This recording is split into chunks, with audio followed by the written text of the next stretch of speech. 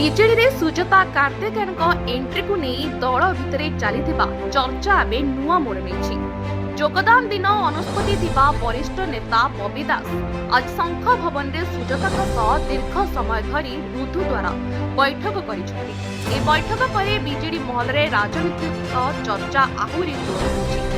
ସୂଚନା ଅନୁଯାୟୀ ସୁଜାତାଙ୍କୁ ନେଇ ଦଳ ଭିତରେ ଥିବା ଅସନ୍ତୋଷକୁ ଦୂର କରିବାକୁ ଉଦ୍ୟମ ଆରମ୍ଭ ହୋଇଛି।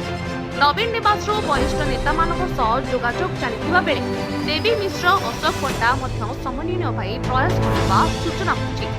ଅନ୍ୟପଟେ ବରିଷ୍ଠ ନେତା ଶଶି ବେହେରା ମଧ୍ୟ ଏହି ପ୍ରସଙ୍ଗରେ ନିଜର ମତ ରଖିଛନ୍ତି। ସୁଜାତାଙ୍କ ବିଜେଡିରେ ଯୋଗଦାନ ବେଳେ ବବି ଦାସଙ୍କ ସେମନ୍ତେ ଏକାଧିକ ହେଭି ୱେଟ୍ ନେତା ଅନୁପସ୍ଥିତ ଥିବାରୁ ଦଳ ଭିତରେ ଅସନ୍ତୋଷ ଥିବା ନେଇ ଚର୍ଚ୍ଚା ହୋଇଥିଲା। ହେଲେ ମାତ୍ର 24 ଘଣ୍ଟା ମଧ୍ୟରେ ବବି ଦାସ ଓ ସୁଜାତାଙ୍କର ଏହି ବୈଠକ ରାଜନୈତିକ ସମୀକରଣର ବଦଳିବାର ସଂକେତ ଦେଉଛି। ତେବେ ବୈଠକର କ'ଣ ଆଲୋଚନା ହେଲା ସେ ନେଇ ଦଳ ପକ୍ଷରୁ କୌଣସି ଆଧାରିକ ସୂଚନା ମିଳିନାହିଁ। ଏପଟେ ସୁଜାତା କାର୍ତ୍ତିକେୟନଙ୍କ ସଂଗଠନକୁ ମଜବୁତ କରିବା ପାଇଁ ଜିଲ୍ଲା ଓ ନିର୍ବାଚନ ମଣ୍ଡଳୀ ସ୍ତରରେ ନେତାମାନଙ୍କ ସହ ଲଗାତାର ବୈଠକ କରୁଛନ୍ତି। ଆଗାମୀ ପଞ୍ଚାୟତ ନିର୍ବାଚନକୁ ନଜର ରଖି ସଂଗଠନ ପ୍ରସ୍ତୁତି ଆରମ୍ଭ ହୋଇଥିବା କୁହାଯାଇଛି।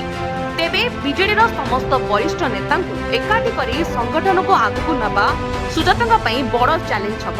ଗତ 2 ଦିନର ରାଜନୈତିକ ଘଟଣାକ୍ରମକୁ ଦେଖିଲେ ବିଜେଡି ସୁଜାତାଙ୍କ ଭୂମିକା ଆଗାମୀ ଦିନ ଆହୁରି ଗୁରୁତ୍ୱପୂର୍ଣ୍ଣ ହୋଇପାରେ ବୋଲି ଚର୍ଚ୍ଚା ଜୋର ଧରିଛି।